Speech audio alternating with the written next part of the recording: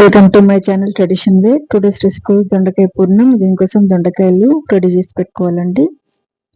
ఒక ప్యాన్లో పల్లీలు వేయించి పెట్టుకోవాలి. అదే ప్యాన్లో కొద్దిగా ఆయిల్ తీసుకొని జీలకర్ర వేసుకొని ఎండుమిర్చి వేసి వేయించుకోవాలి. ఆ తర్వాత మిక్సీ జార్లో వేయించి పెట్టుకున్నవి వెల్లుల్లి రెబ్బలు, 1 టీ స్పూన్ సాల్ట్ వేసుకొని మిక్స్ చేసి రెడీగా పెట్టుకోవాలి.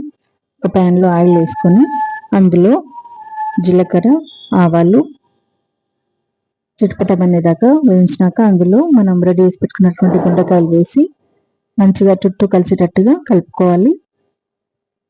మొత్తం కూడా వేడి కావాలండి.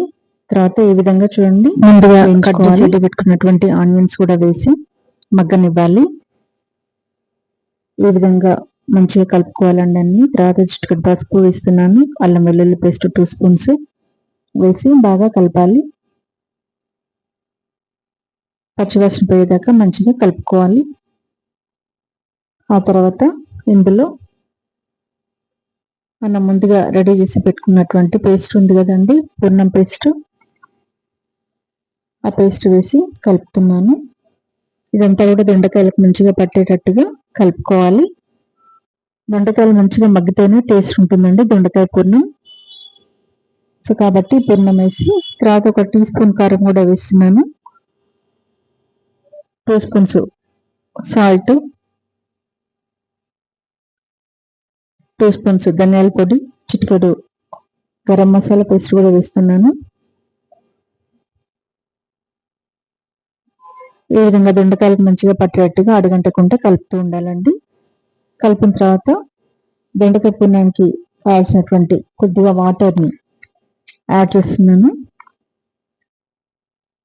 పూర్ణం సరిపోను వాటర్ వేస్తేనే బాగుంటుంది.